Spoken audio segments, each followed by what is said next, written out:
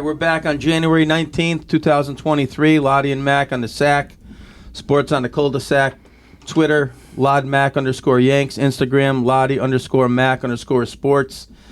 This episode especially brought to you by our sponsor, Skygazer Brewing. Huge UFC fans, which is apropos tonight. In studio, first in-studio guest, one-on-one interview segment. Special edition. This one may go to the Radio Hall of Fame. Oh, without a doubt. Parker Porter, 37-year-old native of Southington, West Hartford resident, Southington High, though. An American mixed martial artist who competes in the heavyweight division of the Ultimate Fighting Championship. UFC. You know that as UFC. Porter, a 6-footer, 263 pounds, has an overall record of 13-7, including 3-2 currently in the UFC. Parker is scheduled to face Justin Tafa, 2-3 in the UFC, down under in Australia on February 11th. On his own home turf. 2023 at UFC 284. You're going to want to get that, everybody. Parker Porter played baseball, lacrosse, and football as a youngster. As we always advocate for kids playing multiple sports. I guess it worked in this no regard. Wrestling, though, I saw in there. Though. No, stay healthy. Stay healthy. Stay away from the onesies when you're young. After high school, Porter began working out to lose weight and started to dabble in martial arts. For training variation at the age of 21. Made his professional debut in October of 2007 at a Revere, Massachusetts nightclub where he won the fight by knockout in the third round. That's how you like it, quick and easy. Notable fights, and this is where you guys might know his name. Fought against eventual UFC light heavyweight champion John Jones. John Bones Jones. And defended his reality fighting heavyweight championship against Gabriel Gonzaga, who was returning after a layoff and in between UFC stints. Debut in the UFC, 9 days notice against Chris Dawkins. Yep. On August 15th, 2020, UFC 252, lost the fight via TKO in one round. We'll get to that later. Mm-hmm. Then he amassed a 3-fight win streak. 3-fight win streak in the UFC. Putting him on the map. Yep. Faced Josh Parisian November 28th, 2020 on ESPN. Won the bout by unanimous decision.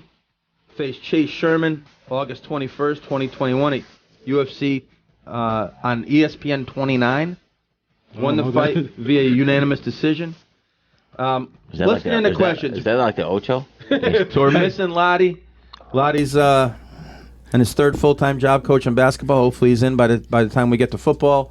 The Don father has the nerve to go away again during our podcast. Yeah, it's only his national sales meeting. I mean, what's he thinking? On. Let's say how many sales can he make in Boston? Ironic, he didn't do very well in his picks last week. Exactly. Oh, and then he skips town. Yeah. But as always, Angry Jay with his clean mouth and the commish. Who negotiated this, and the last time Johnny... I don't know if Parker knows, but I did apply for the commissioner of Major League Baseball. Did you know that? No, that's why they call me the commish. We have the rejection letter here. We have the rejection. We did it on my... It was not my first, not my last, I don't think. But so the last time the commish promoted something for me, it was a post-season pre-CIC girls state tournament game against Sheehan, where... The commish was a Wallingford writer. Yeah, I put the scrimmage together. Bobby and Sheehan. Sheehan was number one girls in M. He was number one in S. And I set up a scrimmage, and I felt like Don King, Dana White kind of for you, Parker. Yep. And I walk into the scrimmage a little late, and just as I walked in, their best player busted up her knee in the scrimmage before the state tournament. Second one of the day. Second one of the day. Two got hurt. Yeah, two starters. They ended up tanking in the state tournament. Oh, they got housed. You guys won it all. What else is new? So I'm not much of a promoter, but I will tell you this. I can set up some heavyweight fights with the best of them. All right, listen. Listen, I am so psyched about this. Parker and I have been trying to set this up for 2 months. We had some COVID issues. We had holidays. We had coaching issues. It's just been we chaos. are here, right? It's been chaos. Absolutely. But this probably is the best timing because he's fighting February 11th in Australia. Let's start there. Tafa in Australia on his home turf. He's a banger. You're a banger. What's going to go down? We're going to bang. I'm going to go in a hostile territory, and, I'm looking to make that big upset, but hopefully, win the crowd over with my charming wit, What do you think about being the underdog? I know you've been underdog in other fights, but on someone else's home turf, You got a crowd there, which I don't think you've had a crowd in UFC, right? Have you been? No, all the- I'm super excited about that. Actually, like all of my fights have been at the Apex Center. My first couple of fights, there was still no crowds, no spectators whatsoever. And then even in the last 3 fights in the Apex Center, they only hold like maybe 100 spectators. Right. So it's been really a very different vibe. You can hear a pin drop. You can hear everything crystal clear. There's no real big energy or anything. You could hear the guys in the stands, like clear as day. You could actually like turn and look and be like, "You said that, you son of a," Family show. Yeah. But right out here, Parker. I'm really pumped to be back in front of a crowd. I got kind of a little taste of what that was like. I had a guy that trains out of my gym, Eric Alvarado, fighting out of Heavy Hitters Club in New Britain, where we got things going on. He just fought for reality fighting at Mohegan Sun a couple weeks ago and had his second amateur fight. So walking out to that stadium filled with everybody screaming and chanting and cheering was like a little taste of what that was like again, even though it wasn't for me. And I'm just like, I'm pumped because I've always been that guy to feed off the energy of the crowd, whether they're cheering me or booing me. It doesn't matter. It's such an electrifying experience to walk out to that many people screaming and making noise, and you make a good move and you hear the ooh or the ah, and then just the eruption of everything. So I can't wait to get back. This is going to be different though, because they're going to be filled up with Fosters, right? These Australians are going to be drinking their Fosters, right? Those oil cans, and you're going to be enemy number one. Yeah, that's going to be. What's the size of the crowd? Do you have an idea? I have no idea. It's a huge arena and it's completely sold out. Crikey. Nice. Perth No, Arena. Crikey is right. Yeah. Crikey. Well, you're going to bang with this guy, and it's going to be fun. Like I said before, right hook, I think, I'm seeing a right hook from Parker. My kids, my wife will be there. We're going to see a right hook down to the ground. It's all over. That's You're the going magic down shot under? right No, there. I'm not going down. I'll be watching on TV, though. Okay. I haven't We'll be missed there any in of this fight spirit? yet. I'll be there in spirit, yeah. Yeah. Maybe When is this going to air? it'll be live on pay-per-view, right? Are you on Yeah, the, I'm on the main card. As it looks right now, I'm going to be the second fight on the main card. Wow. That's a big deal. Pay-per-view. Yeah, we're going to order that one. Is there Can we any put that in the chance budget we for the do podcast? something here, like live? Oh, they Imagine we take some down and we're live? Oof, dude. I don't know. I don't know. We'll How try else we about can it. have this? Well, to me, We'll get the gym to sponsor us. oh, maybe sometime. Yeah, we got one sponsor now. We need two. All right, so let's start from the beginning, okay? You grew up in Southington, Yep. which I'm from Southington. Great sports town. Very. You play all the sports growing up. You get to high school. What do you do? Hold on. What? Before high school, Yeah. Kennedy or DePaulo? I was the Apollo kid. Yeah, they're Ah. tougher. Yeah, DePaulo kids are tougher. My kids are No, kind I know. They're tougher. They're tougher. Actually, Lottie's a teacher at DePaulo. No kid. Yeah. So Yeah, anyways, it's a trip. Despite the fact you went to DePaulo, just tell me, high school. What would you do in high school for sports? So when I got into high school, I was, like you said, playing everything I could get my hands into when I was younger. Got to high school, super excited to play football again because I had like 2 years off from playing football because I was too big, and at the time they didn't have like a peewee league for my big ass to play in yet. So That's I had to find other things to do to get my aggression and frustrations out. So I picked up lacrosse. And that was a lot of fun because it was basically like hockey on a soccer field. Well, lacrosse is early then, right? I would Yeah. think pretty early as far as, and so you're running around with the stick just like wailing people. Of course. age is that? Like, Can I'm you get this, penalties in lacrosse? I'm this. Oh yeah, you can definitely get penalties. You get I- any? I got a few. Little unnecessary roughness, stopping this, stopping that, timeout here. I was this angry kid with no outlet, so they're like, here, put this helmet on, these shoulder pads, and here's this 6 foot long metal pole, and you can hit other people with it. I exactly. was like, yeah, sign me up. Yeah. Did you make this game up or what? This is like, wait, this is real? Like, you're cool? You're kidding me, right? So I was into lacrosse. So when I got to high school, I kept playing lacrosse in my freshman year, but I was so dedicated to football after that I just ended up sticking to strictly football for my sophomore, junior, and senior year. Parker, you and said really just being in the weight room a lot. You said hockey. Did you play hockey as well? I played deck hockey, not like full on Okay. ice hockey. All right. I would have loved to, but You get penalties? I probably would have, yeah. But, I definitely got a couple of penalties. I was a defenseman in hockey as well. You and Tafa, penalty box, 1 minute. Who comes out? Me. That's what I'm talking about. Let's go. So no wrestling though. No. Is that something you look back I on didn't and say, actually what the- start wrestling and like learning actual like folk style wrestling until a couple of years ago when I met up with my now wrestling coach. He's the head coach over at Farmington High School, Kia Galampur, and he's really helped me progress my game. My first guy to really help me before I even met Kia was the Canton High School wrestling coach who I used to train with, is Josh Kaplan, and those guys are just like, the way that they're such great coaches, first of all, and great people too. I'm so happy I met those guys and they got to be, I got to have them be a part of my life and part of their life. But I just, it really started changing things for me, because I had already, before meeting Josh, I had already been a professional fighter now for 6 years. And I had already had several fights in the cage, and I was doing jiu-jitsu, and whatever wrestling I had was jiu-jitsu related, but it's just such a different depth to, especially the takedowns and the takedown defense and the control and everything. And even now, I'm an assistant coach at Farmington High School now, and even getting into that, I'm still learning different things and little fine-tuning details. So it's been a huge thing that I'm really really look back. I don't regret too much in my life. Right. But one thing I do wish is I definitely got into wrestling in high school. Right. There are a lot of wrestlers in MMA now. Oh yeah, That's it's kinda such like it's such how an they start easy out. transition for a lot of the guys to make, because it's just such an intense, and the mentality and the state of mind and the cutting weight. Like wrestlers are just tough guys and girls. Parker, Like, just to be really. clear though, like obviously you wish you got into wrestling, but you did play lacrosse. You did play for the great Jude Kelly in high school. Yes, I did. State champion coach. Are you an advocate for kids experimenting with as many sports as possible and not at a young age selling out to one sport? Absolutely, 100%. It just it teaches you, like, one, you need to kind of expand your horizons, take a little bit of a mental break. If you just eat, breathe, and sleep this one single sport all the time while you're so young, and like that's what you're gonna do. I'm this, I'm that. I'm gonna be this, I'm gonna be that. And then, like, God forbid you don't make that happen to the level that you want to make it happen to. You feel like you're like, what do I do now?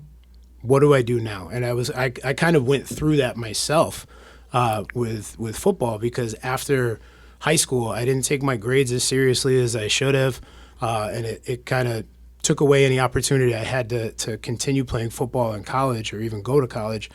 And I was just like, well, now what? What do I do now? My big plan was always, I'm going to be a football player. I'm going to go to college. I'm going to play football. I'm going to maybe make it to the NFL, that kind of mental state. And then all of a sudden it was like, well, but you didn't do the other stuff you were supposed to do as well. So bye-bye. And then I was just kind of like, well, damn, now what? And I just kind of like wandered around a little bit and got myself into the gym and started learning more about how to eat right and exercise. And when I graduated from Southington, I was like 340 pounds when I graduated. How I was much? a big boy. So you were an offensive lineman? 3-4 defensive. Defense. Let's Yeah. go, nose tackle. Yeah, because you Yeah. can move and got stamina Yeah, too. That's because I, even as big as I was, I could still move. Yeah. I had ran the 40 and a low 5 my senior year. Yeah, it was.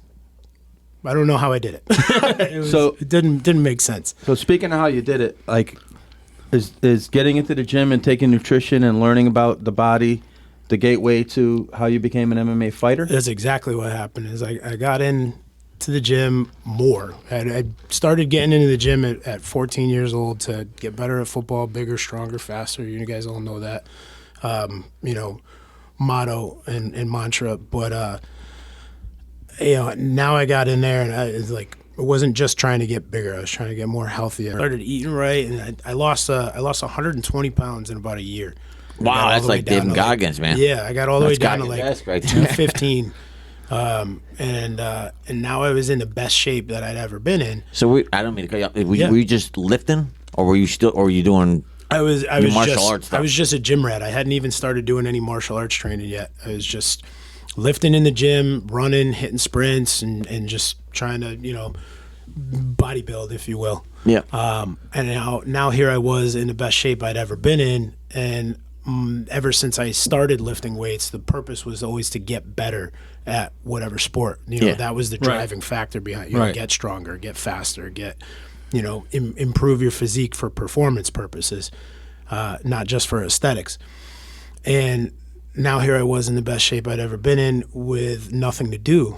And I was like, well, like maybe I'll try this MMA stuff. I'll get into that to mix up my workouts and give me something to do, learn a little bit of like self-defense kind of thing. I had no intentions whatsoever of fighting, let alone making a career out of it.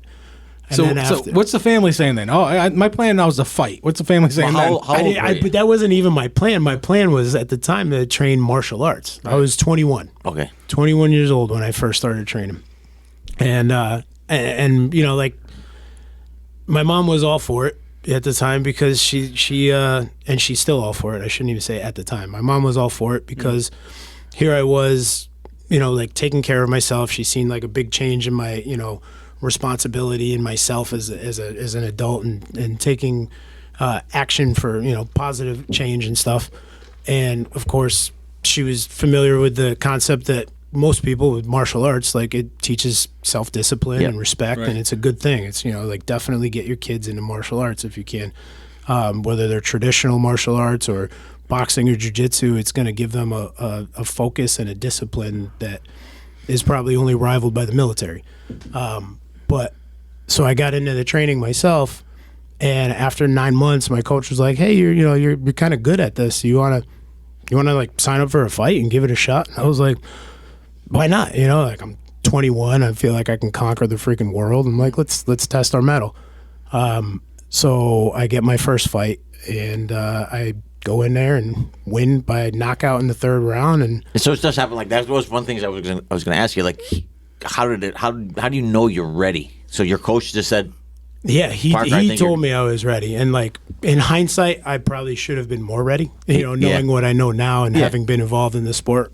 But I mean, like I feel like I won my first fight on pure grit and cardio. Yeah. How is it walking into that first fight? It's got to be frightening and exciting, and I can't imagine the emotions going through it. It was probably one of the most nerve-wracking experiences of my life, but at the same time, it was I was just ready for it. Like it was go time. I just had this like this. I went from being this angsty teen to this pissed off young man who was like, all right, let's do something about this. So how old were you? 21. I was 21 years old. First fight? 22 when I got my first fight.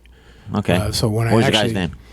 The guy that I fought, his name was Kip Legat Stewart. Yeah. Yeah. I don't even know. I don't think he fights anymore, but he was a big boy. I think I weighed in at like 220, maybe 225, and he was like a good 240. Huge. He just walked. I walked in first, and then I'm standing in my corner. I see him walk in. He turns around to get his mouthpiece from his coach, and it's like his back just filled the cage door. And I was just kind of like, oh damn.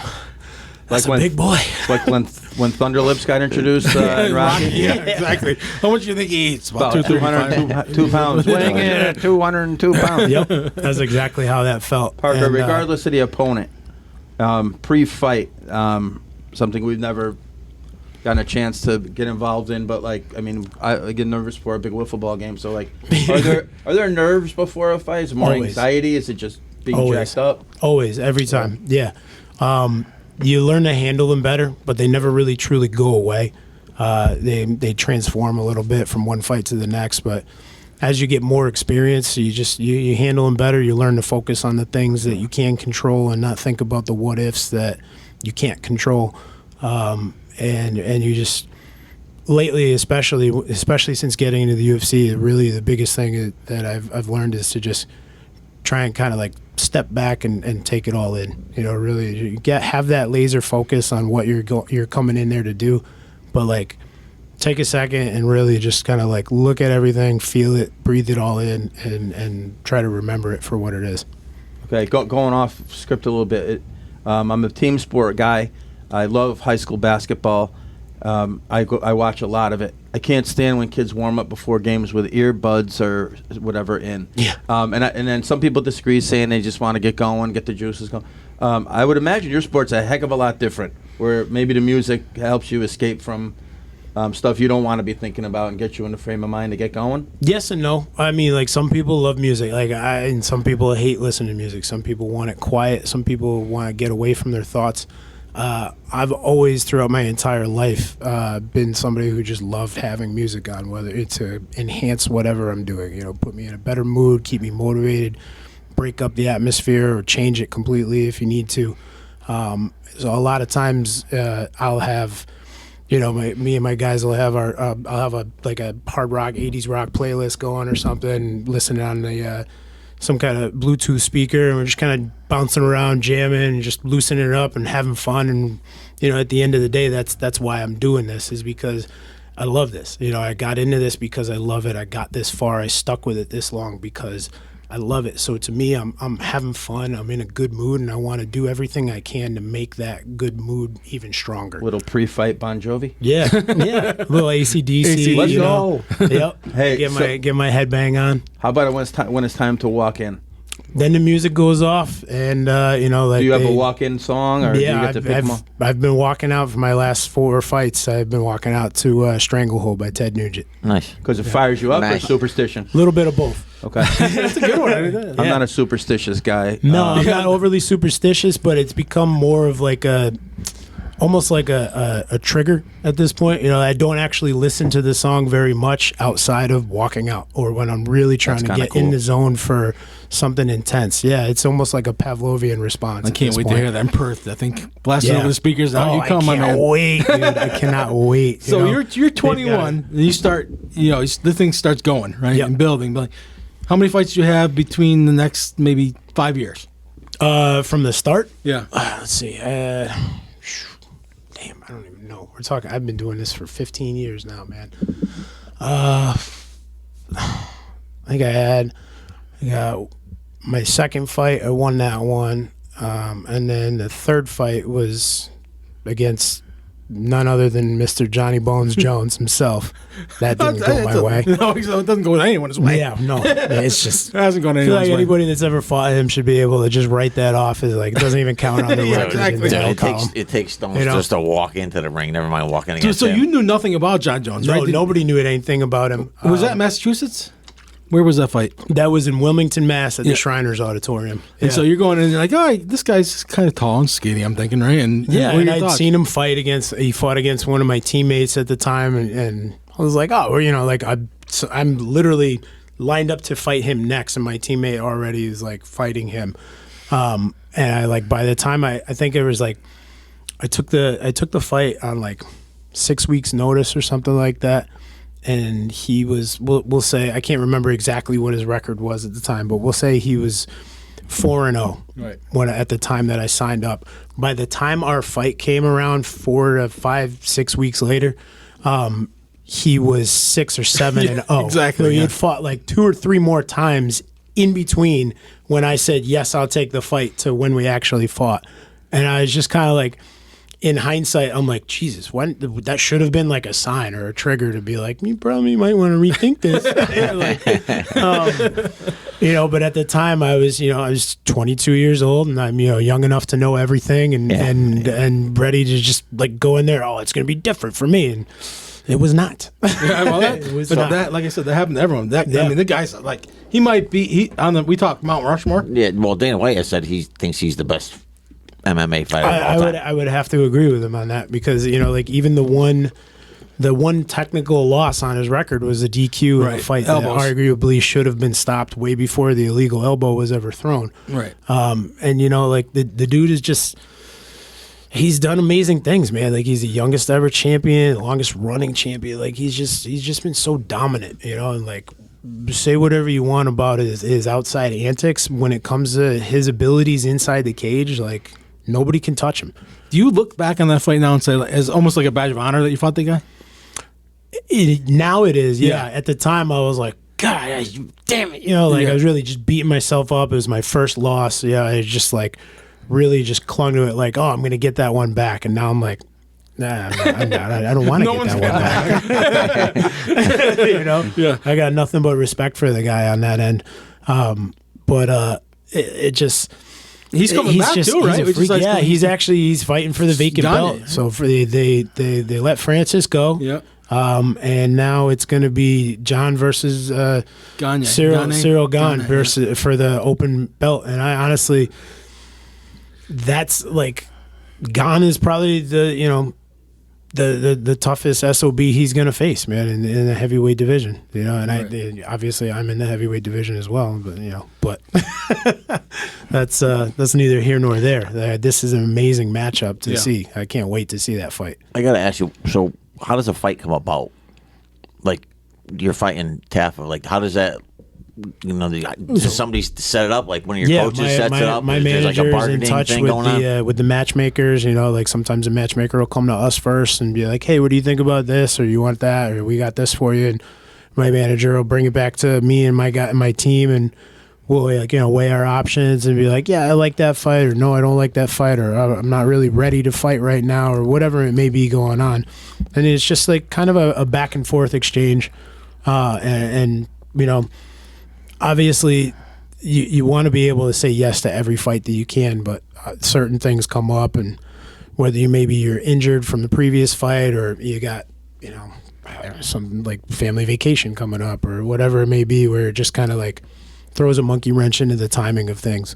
So, but yeah, that's pretty much how it works in a nutshell. Like the matchmaker will come to us, or we'll be like, "Hey, we're ready. What do you got for us?" Put our name in for something, try and find us something, and you got Sean Shelby and they're freaking working to do his best to get me some good fights, and we can put on some good shows for the fans. So in boxing, I always hear that a body shot is much worse than a headshot. Is that true in MMA? Or is it a kick harder than is it more than those liver kicks? Look, I think it depends because I've eaten some pretty good body shots, and I've also had some body shots that have made me wish they were headshots. The only bonus about the headshots is if they're as powerful as a body shot that'll drop you, you don't remember them. Usually you're like, badoosh, oh, what happened? Oh, fight's over? Oh, okay. Right. So you fight John Jones. Yep. And then you go on. When do you get to Bellator? So I fought John Jones, and then I took some time off, changed camps, started training, learning a lot more jiu-jitsu, and actually becoming a good striker, learning how to box, learning how to kick better footwork, everything. It actually took probably about a year or two off just to work on that. Then I made my reality fighting debut. After that, that was the fourth fight, and then I'm trying to think. Was it? I think I fought Lee Bean for CES on CES 1, and then I had a couple of fights with the XFC. And then I think it was Bellator, or maybe it was back to reality in Bellator. Bellator didn't happen until 2000. What was it? Maybe. I'm trying to think. Like 6 years ago, so maybe like 9 years ago. I think Bellator. So you get the belt. You get the Bellator now. Is that? Do you think I've made it at that point, or that's like I said, AAA is Bellator. The major leagues is UFC. When you get the Bellator, what are your thoughts? I thought, I'm like, this is great. Like, this is a huge stepping stone. Let's start climbing the ranks for Bellator. My Bellator debut didn't go the way I envisioned it for myself. I fought against Josh Diekman for that fight. Josh, and UFC guy. Yeah, he ended up being in Bellator. I don't think he was ever in. You're probably right. I UFC. just remember the name from seeing him. But yeah, no, he's a good guy. I tagged him with a good overhand right, just like one of my signature punches, and had him stumbling backwards a little bit, and I kind of jumped the gun a little bit, rushed in with my hands down, and he clipped me and got me down to my feet. I wasn't completely out, but I was trying to get a single leg and go for a takedown, and he just was like pounding away on my head, and the ref stepped in and stopped it, and I was just like, god damn it. Then the next fight after that was Bellator again against Eric Bernard, and that I ended up winning by a second round submission win. I got him in an Americana. Yeah, you like that Americana, don't you? Yeah, I like the arm locks. They're good, man. They're good. Oh, they're fun. They look like fun. Yeah, when you're not on the receiving end. Exactly. Yeah. So when you get Gonzaga, now you're a champ then, right? I had the belt, and when I fought Gonzaga, that was my title defense. Yeah, Right. yeah. That fight, you had him for 2 rounds, That right? that was a good fight. Yeah, was that one of the casinos? that was at Mohegan? Yeah, so I remember I think they might have introduced you from Hartford if I remember right, but the crowd, you could tell you had a crowd then. I did. I sold a lot of tickets for that fight because that's part of the thing that a lot of people don't know if they're not familiar with the sports on the local level. Is a lot of local guys when they're fighting for a promotion will sell tickets as well, and they'll get a commission out of those tickets to help I didn't know that. the purse that they make. Yeah, because you don't really make a ton of money in this sport until you start getting to Bellator and the UFC and, Right. and really climbing the ranks there. Yeah. So you fight Gonzaga, you're in Bellator. When does the UFC come calling? UFC came calling 2 years ago, almost 3. Yeah. So you're 35, right? I 36, was 35? 35 years old when I got the call. Yeah. And what do you get the call? I guess I heard it was like middle of the night, right? You're sleeping, you It get a was call? literally like 3 o'clock in the morning. My youngest son was 3 weeks old. It was a weekend that we had that huge hurricane that knocked out power in the state for like 3 days. I got my dad and my stepmom visiting from upstate New York. We're all sweating our butts off. It's miserable. It's hot. No electricity. My manager calls me at like 3 o'clock in the morning. I see that it's him. I shut it off. I don't even answer it. I put it down. I'm like, he must have butt dialed me or something. Calls right back. I'm like, all right, well, that's clearly not a butt dial. He pick up the phone. He's like, hey, I don't think I have to ask, but I do. Do you want to fight in the UFC in, August 15th? And now it's August 6th, I think, at the time that he calls me. Wow. Yeah. And I was Yep. like, what? This has been the goal since I started, since I won that first fight. That's been like, I'm doing this. Because, just to kind of like, to date myself a little bit, my first fight was a couple of months after the season finale of The Ultimate Fighter 1, which was Right. when that really started to take MMA and the UFC in general. More to mainstream, the yeah. mainstream, Yeah. yeah. So that was like everybody was clued into that, tuned into that and watching that and like really just eating that up and being like, yeah, I'm going to do that. I'm going to do that. Yeah. And I was on the same page. So again, that had been the goal for, 14 years at the time, 13, 14 years. And now here it was. And we're talking, it's freaking COVID. It's the height of the freaking pandemic. All the gyms are closed still. I just left the gym that I was at about a month ago. The most training I'm doing is like hitting pads with my new coach like once a week. Don't have anybody to spar with or train with. I've been, sitting around drinking beer and eating whatever and Right. raiding the kids' fruit snacks out of the pantry and stuff. I'm 290 pounds, 25 pounds over the weight limit. My manager's like, can you make the weight? I'm like, I don't have a choice. I will do it. Like, I don't care if So I'm how long at did you have? death's door. How long did you have? 10 days? 9 days. Wow. 9 days to cut 25 pounds for a guy who literally never cut weight ever. Right. Except for that one time I tried to fight John at 205. And Right, that was your only fight that was not a heavyweight, right? Yeah, and that was miserable. Yeah. That was absolutely terrible, and I have the utmost respect for anybody that cuts any amount of weight after that. And then, having to do it again to get my UFC debut. So how do you cut that much weight in that short amount of time? You cut a head of cabbage in half and boil it, and you eat that and drink the water, and That's that's like an about Irish it. diet right there. Yeah, We're used to pretty that with much. the corned beef, great. though. Yeah, it was all right, except for the fact Lot that of gas. again, no power in the house, so now it's hot. It's like 90 something degrees in August, and now my entire house smells like boiled cabbage. Yeah, I like that. I think Can't even fry it. mixed with spit up and formula for the baby, and there's many other smells. But you make it, right? And how driven you were for those days? I couldn't be more focused. There was nothing more. I was never more hell bent on anything in my life than making sure that scale said 265. Well, it's like, we're baseball guys. And, it's like when you get called into the manager's office and goes, sit down, I need to talk to you. And the guy's like, oh, what's going on here? Right. Well, congratulations, you got called up to the major leagues. That's got to be the feeling. That's It must be basically what it was. unbelievable, right? Is that I was on cloud nine, man. Like I really I nothing ever came close. Like it was really like the only thing I could even remotely relate it to is the birth of my kids and marrying my wife. You Right. know, like she just like yeah?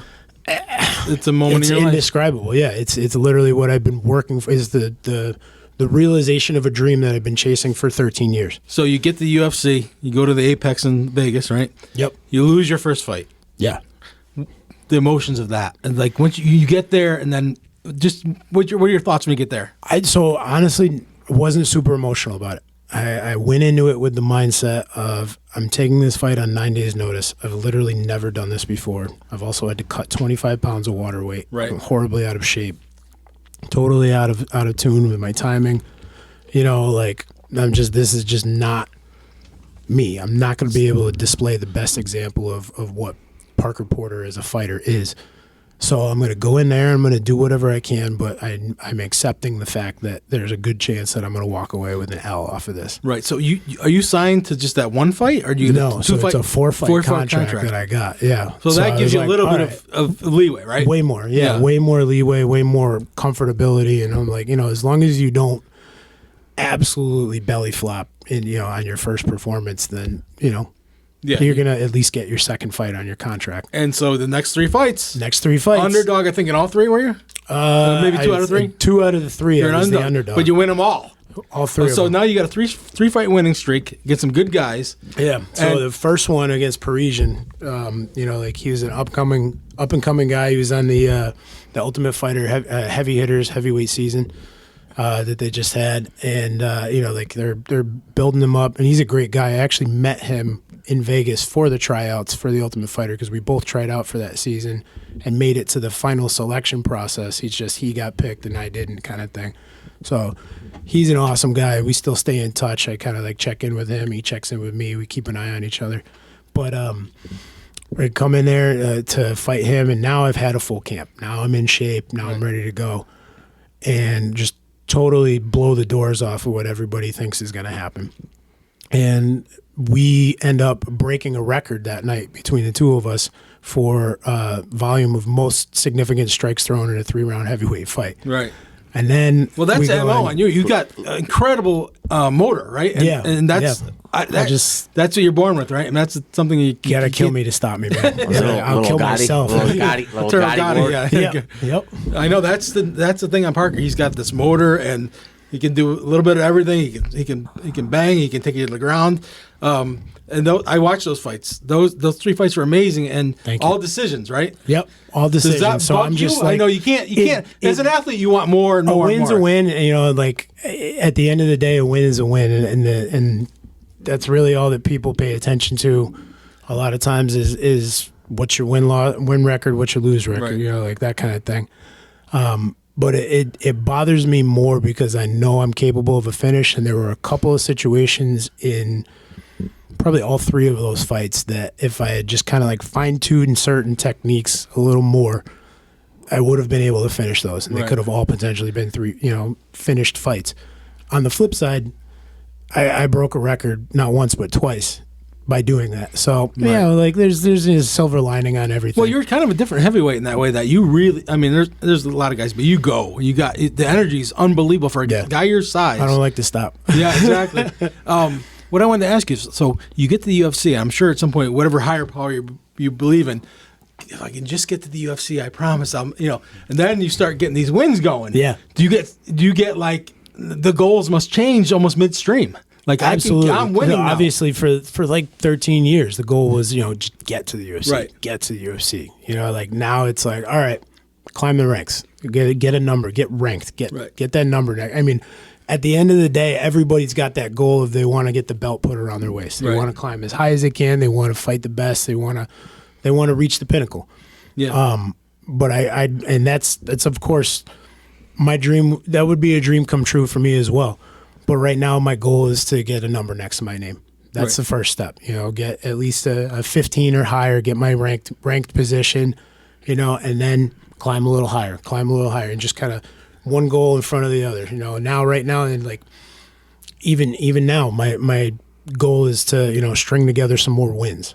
This one in Australia is a big one. Yes. I mean, they're all big, but I got to think this is a pivotal fight for you, right? Yeah. When you really break it down, every fight is a pivotal fight. Especially when you're coming off of a loss, especially when you're coming up against a guy on his home turf, and I haven't looked at the odds for this fight yet, but more often than not, I've been the underdog in my fight. and I just like showing. I like proving people wrong, man. It's kind of like what I get off on. How does that? That's great though. How does it? I mean, does that your mindset change? Like coming off a loss, going into the next fight, and you like being an underdog? I don't think it really changes much, but I definitely put a little more pressure on myself. It's definitely not something. Like I'm not young. I'm going to be 38 in April.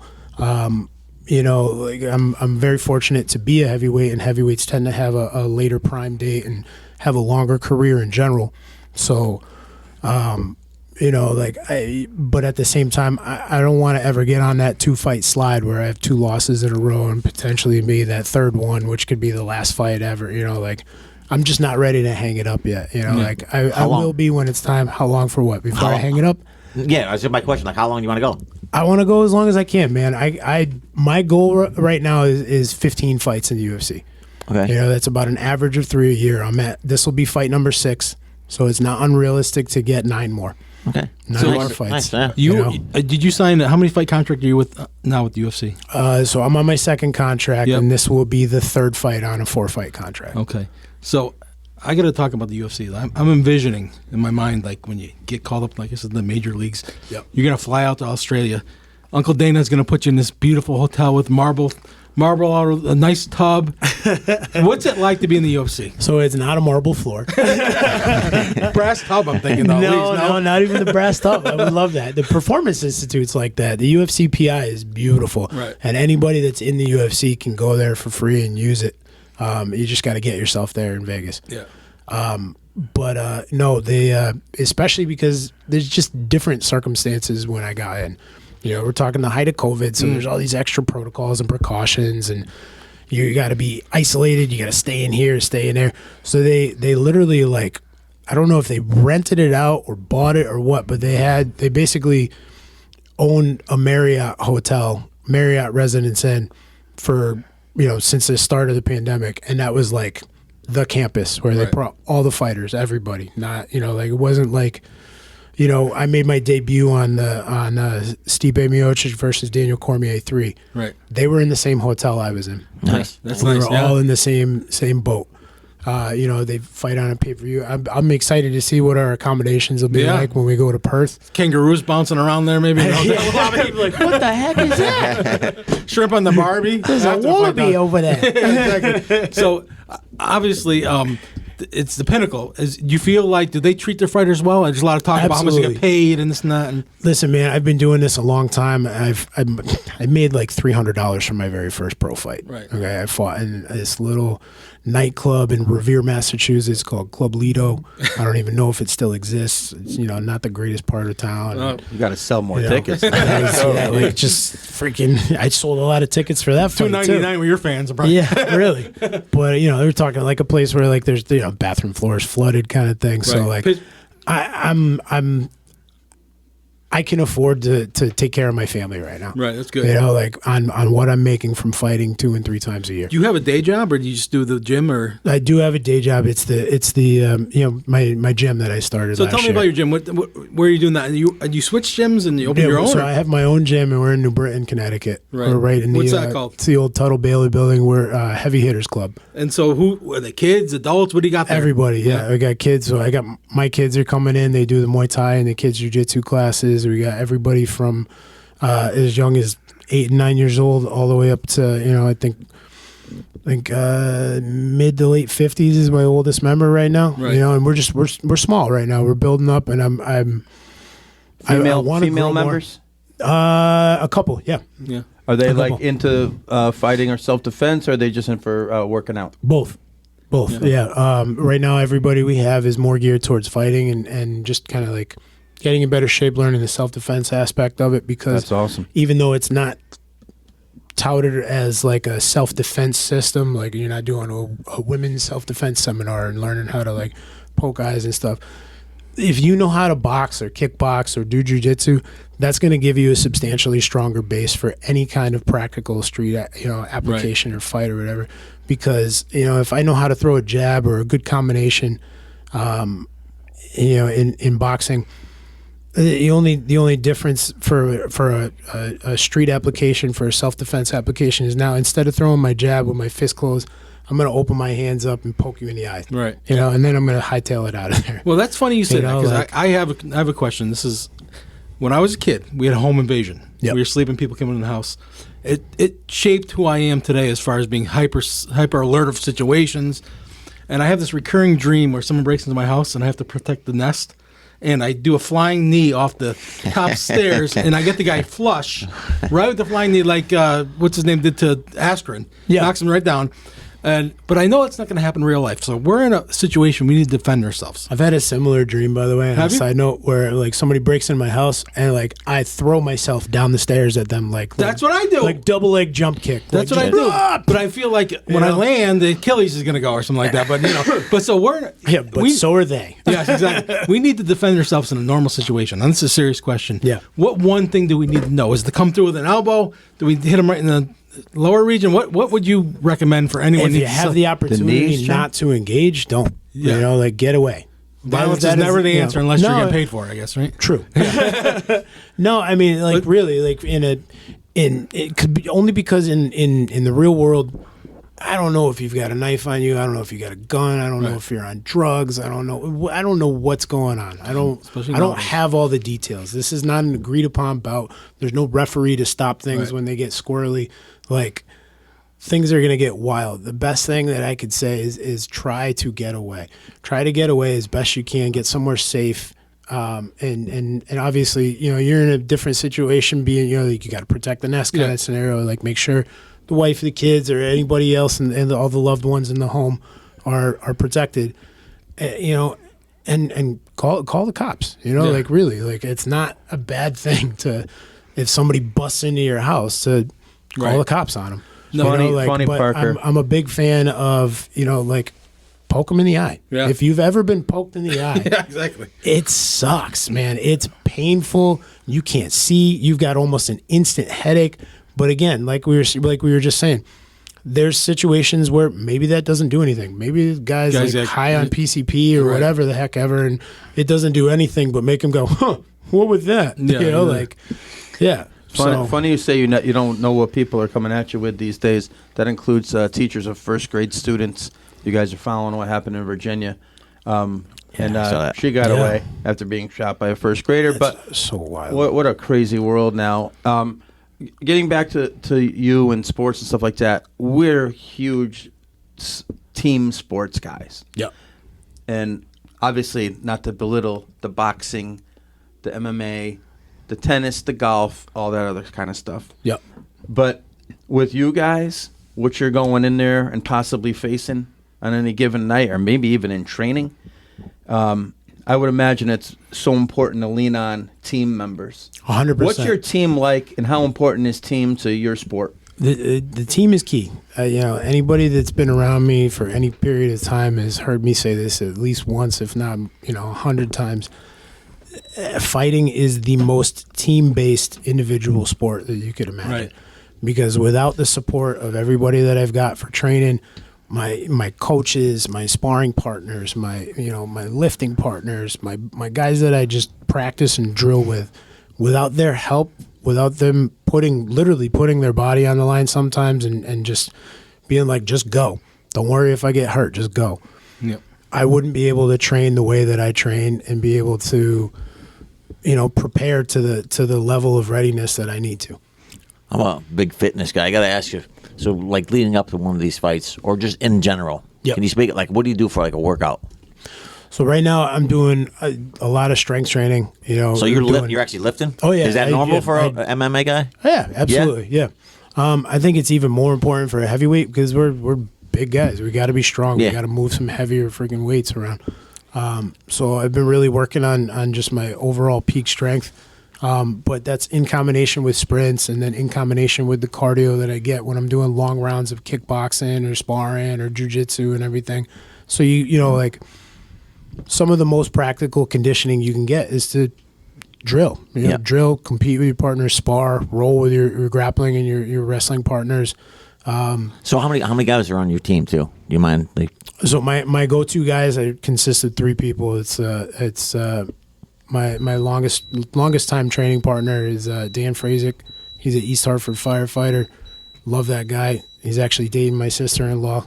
There you go, family member. Yeah, real yeah, family he's member. really he really is like one of the family. It was a funny situation when they started dating. I was like, Kim, like anything goes sideways here, where like Dan gets first dibs. He's got more time in with me than you do. Exactly. You need this guy. But so it's Dan, my wrestling coach Kia Galampur, and my Muay Thai coach Ed Thornton. And they'll go with you to Australia? All three of those guys are coming to And Australia. so your wrestling coach is also a high school wrestling coach? Yeah, he's the head coach over at Farmington. So High how do you School. fit that? Are you going to be able to fit that in? We're going to make it work. Yeah, the Riverhawks. Yep. You got to love a good Riverhawk.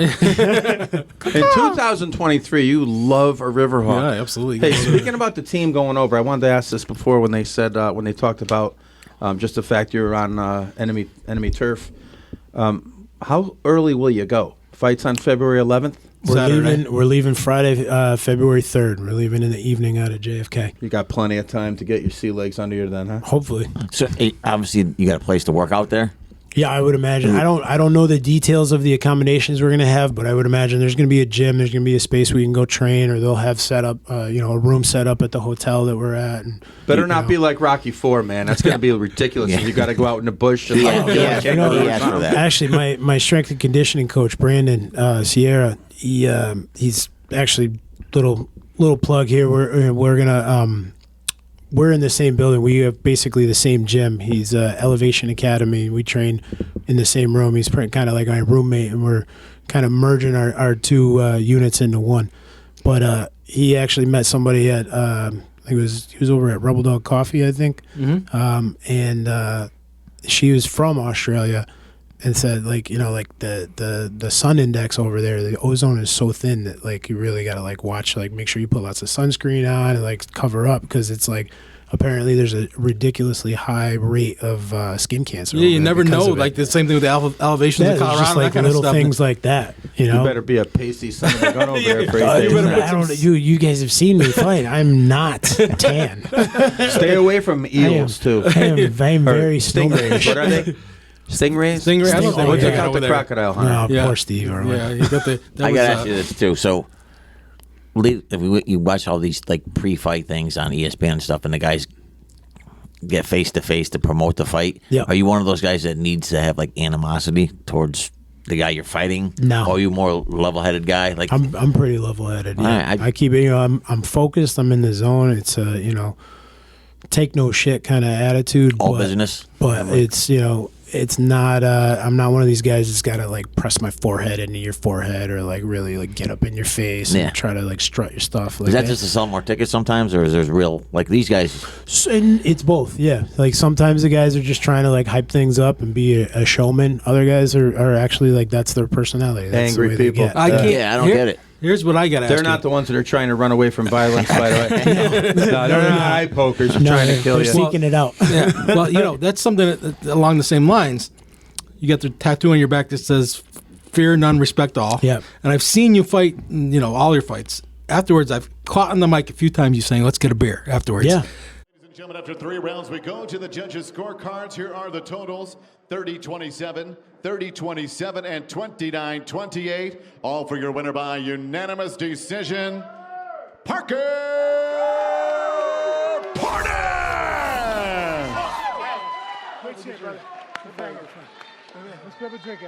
How do you shut that off? You just went 3 rounds with the guy. You're banging on each other. You have this ability to kind of just all of a sudden. And most fighters do. I mean, when the fight's done, you kind of there's a lot of respect. Is it that you both have gone through something that not a lot of people can do, or what is the? I think it's a combination of things like that. There's that one kind of there's that bond that we're an elite few that not everybody can do this, and we've been through hell to do this. So there's that respect. There's a couple of guys, a lot of guys come from a martial arts background, so they have that general respect and discipline for each other. And for me personally, it's no different to me than any other sporting event that I've ever played in. You see guys in the NFL that play on different teams and they're best friends with each other. And afterwards, they're hugging and high-fiving whether they won or they lost. It's the same kind of thing to me. It's just that's the guy that I'm competing against for that day. That's a great There's outlook. No personal BS involved with it. The thing that bothers me though is being a huge basketball fan, the highest level of basketball, NBA. they're too friendly before, during, and after. Well, Baseball has become similar. Right. Where I respect this sport so much, and full transparency, I'm not a huge fan. I'm gonna tune in on the 11th and try to learn a little bit more about it. But like, they're trying to win by hurting the other person, Right. Yeah. And then they'll go out for a slice of pizza. Yeah, it's amazing. Like we used to do for the old Plowboys. Go out and get a Diet Coke and a slice of pizza. Everybody except Angry Jay, right? Yeah. But that is the ultimate form of respect. You try to hurt somebody, not kill them. You try to hurt them within the confines of the rules, and afterwards, you hey, how are you? It is the sport, the way it's evolved too. I mean, from the early UFC days, we got Tank Abbott rolling in there, just throwing like barroom punches, and now it's become. I mean, what's it going to be like in 10 years? Oh, I can't wait. I cannot because wait to see what it's so happens. evolved. Things are happening, and you have to be. It's mixed martial arts. You have to be able to take care of yourself on the ground and striking. Everything. It's funny you say that too, because like in the early days of the UFC, it was kind of a style versus style thing. That's essentially what it started off as. Like, let's see what the best fighting style out there is. So we're going to pit everything against each other.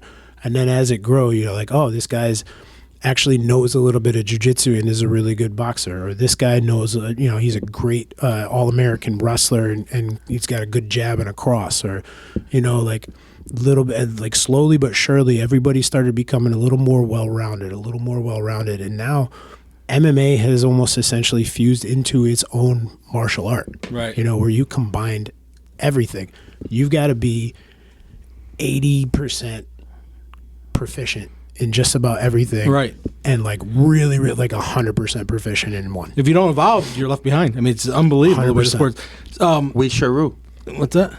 Yeah. Remember that? Yeah.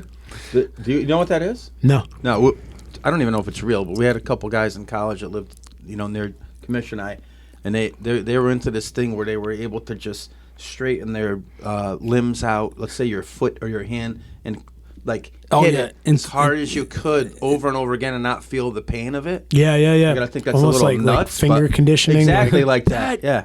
Or the Muay Thai guys are hitting the trees, right? Kicking the trees. Get out of here. Yeah. Well, that's in Thailand, and that's kind of more of a showy type thing. Yeah. You ever see Bloodsport? Banana trees are a lot softer than any of the pine or oak trees we have around here. False hustle. Don't go running out there trying to kick telephone poles. That's just dumb. Hey, Charter oak. At what point will you look back and say, I made it? You know what I mean? Like, and is that something when you're done, or can you do it now? I mean, listen, you drove to our podcast tonight. I'm not sure you're driving to many other podcasts, but you still got this humble. Parker. Even when I watch the post fight interviews, the pre-fight interviews, just composed. Seems like happy. I'm saying not happy just to be there, but when do you appreciate that you made it to this pinnacle of the sport? I think I already do. Yeah. Appreciate that I'm here. And now I'm. The thing I'm trying to do now is like, what can I do with it? How far can I take it? To what extent is the limit for me? Like I reached this goal that was such a long-term goal for me. I've been chasing it for so long, so many ups and downs, so many peaks and valleys. It's just ridiculous. Most people chase something for 10 years and walk away if it doesn't come to fruition. And I'm over here for 13 years, like, yeah, I got this. I got to think it's got to make you appreciate it more. It's got so much, to fight that uphill battle and but get at there. the same time, again, kind of like when I graduated from high school without playing football, it's like, oh shit, now what? Like now what do I do? Like, all right, let's see how much further we get to the new goal. And it's one of those things where, you hear that kind of cliche expression of like, if your dreams aren't big enough to scare you, then you're not dreaming big. Right. Like. That's that was a literal realization for me. Like I hit a couple of other personal goals as well, and I'm just like, damn, like if I can attain this, what else can I do? How much further can I take? Like let's get really crazy. Well, let's get super imaginative. That's the athlete in you, and the fighter in you, and that. Yeah. Once it's not just you're not just happy to get there. Like I said, maybe you say, "Oh, I made it to the UFC. Now I can, settle and yeah." You're like, "Oh, now I'm gonna hang it up and be like, I'm done." They're I'm driven, good. right? Yeah. You go for more. No, I'm like, it really opened up the horizons for me. Like it really is. It really took all the limits off of everything as far as my personal goals and what I think I can accomplish, and it really changed my mindset too. As I'm like, damn, like not only did I make it here, but I made it here at this age. And I'm getting better still. Like, Right. there's still things I'm improving on. I'm still athletic. I'm still peaking. I'm still physically peaking. I'm still improving skill sets. I'm still learning. I'm still getting better. I'm just let's run with this. Let's see how far we could take it. Let's keep climbing this ladder as far as we can go.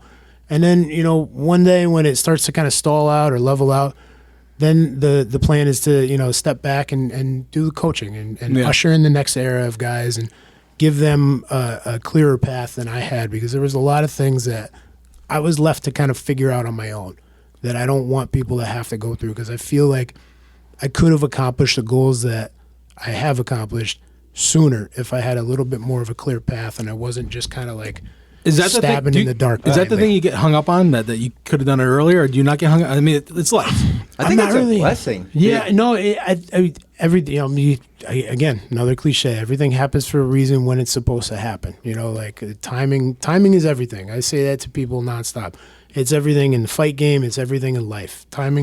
Perfect timing makes things perfect. Yeah, Like, Plus, if you look back, then they gain on you, right? So if you're Yeah. just looking Breaking out forward, Sassel Page here. seriously, if you look forward, I mean, and not to disparage any youngsters from getting into this early, but some of these boxers and just like football players, they don't know their name at a certain age.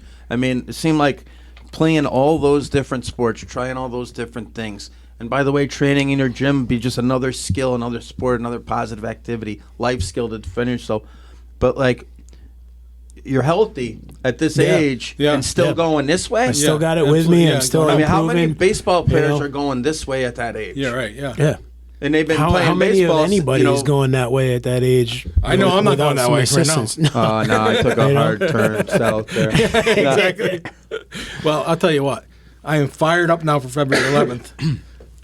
Johnny, can I get in Yes. there for Oh, one yeah. more second? I think I can infer the answer to this, but like hearing you talk about like the goals and studying the sport and the fact that UFC is such a combination of so many forms of martial arts, are you a fan of the lower weight classes, and do you follow the guys and know them just like the average Huge. Joe follows Yeah. all the golfers or whatever? I'm a fan of the sport in general. It's not limited to just like only heavyweights. Like every weight class has its own like a different style and like pros and cons. Like the little guys are always so full of energy and it's just so action packed, so much volume. You never know what to expect. Like their gas tank is crazy. Then you got like at the other end of the spectrum with the heavyweights, the light heavyweights. There's guys with that one touch punch, yeah. off button power kind of situation where that can completely change the game. And it's just everything has its different element of danger to it. But overall, like these guys are just all phenomenal athletes and incredible martial artists with laser-like vision. So I don't know this to be, it's probably not true because I'm not an expert, but it seems like the middleweight classes can get so much more out of sparring, because if you're going to not get hit, you go against those heavier guys. And if you're going to like, if you train against the lighter classes, you got to learn how to go with them. Yep. For you, I mean, the smaller guys, that must be great for you, but how do you simulate going against an opponent like the ones you go against? I mean, you can't get in there against a Mack truck. Right. So I would say this is definitely one of the things that training-wise differs the most between like the way that a lot of MMA fighters and a lot of boxers train is we don't do a tremendous amount of hard sparring.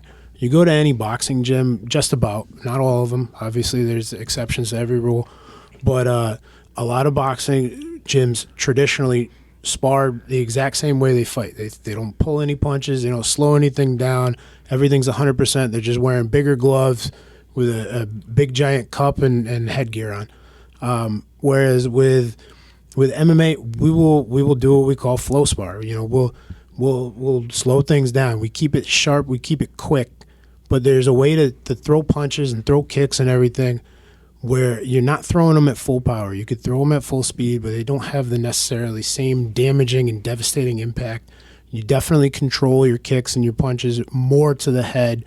Maybe you dig a little bit harder to the body shots because, the double whammy with helping to condition your body a little bit to take the impact if you do get hit, as well as, you can recover faster. Like you bust somebody's rib, you're not going to forget who your kids are, Yeah. But it's it's a skill it's an acquired skill that people need X amount of time to develop, because it's not just about controlling the punches you're throwing. It's also about recognizing when somebody lands a punch clean that, okay, they didn't just hit me as hard as they could, but they could have. So it's up to me to not fire back with some kind of cheap shot BS that's going to capitalize on like, oh, that didn't hurt, so I'm going to fire back at you real hard with this crazy combination. No, you got to be able to be like, hey, good shot. You got to be able to check your ego at the door, be humble about it. You got to be able to be like, damn, that was good control.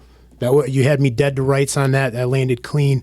Nice job, and keeping that respect going. And that's exactly the kind of community and energy that we're trying to build at Heavy Hitters Club in New Britain, to encourage people and not only make it a safer training environment, but also to give these guys longer careers.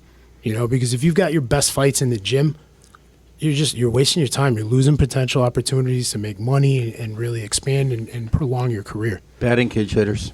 I got to ask you this. So I had a guy tell me once, he was saying, obviously you're a pro fighter fighting 3 regular dudes, takes care of 3 regular dudes, no problem. He said it would be like a regular dude fighting 3 middle school kids. Accurate or no? From a skill set standpoint, yeah. But, there's always scenarios that could happen. Like maybe I get laser focused on one of you and the other one comes up behind and clips me in the freaking back of the head, or, gets me down on the ground. Like right away was like the first thing he do is the biggest threat. That's what you eliminate first as a... I would say so, yeah. Whoever you're like, you look like the most dangerous one, or you look like, your stance actually mimics a very, a skilled stance, or you look like you'd be a problem if you got on top of me, kind of thing. So I'm going to take you out room in first. here? So hey, you know what? What he's saying is we got a chance. Everybody's got a puncher's chance. Everybody's got a puncher's chance. Sleep here. We're gonna so listen, move that treadmill. After a fight, how do you feel? Like the next morning? Usually, like I got hit by a truck. Yeah. ice bath, all that. Couple of my fights. No, usually right after the fight, it's fish tacos and a beer. Maybe a margarita if I can find a good place with some tequila.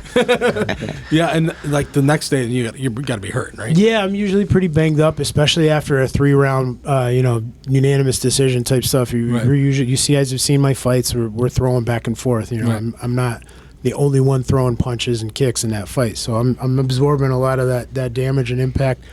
But like at least with a win, that pain isn't quite so bad. Yeah, tacos taste better. Tacos taste better. It's like Everything's a little Chester, sweeter. right? Like that seat on the airplane doesn't feel so cramped. How long before you get back into training? Do you literally, is it like as next soon day? as I'm physically capable, at least to do something. Unless I'm really banged up, if I can move, I'll probably be a little like in between. Probably take a couple weeks off from actually sparring, just to minimize any extra potential shots to the head or anything like that. But as soon as I'm physically capable of hitting the bag again or lifting weights or whatever it may be, even if it's at like half capacity or half the amount of weight, I want to start moving again. Nice. Dude, I can't wait for February 11th. We got to set up a pay-per-view. We got to go. It's going to be unbelievable. Listen, that's a huge fight for you. We so appreciate you coming on. Thank us you your guys time. for Really, having us. really good.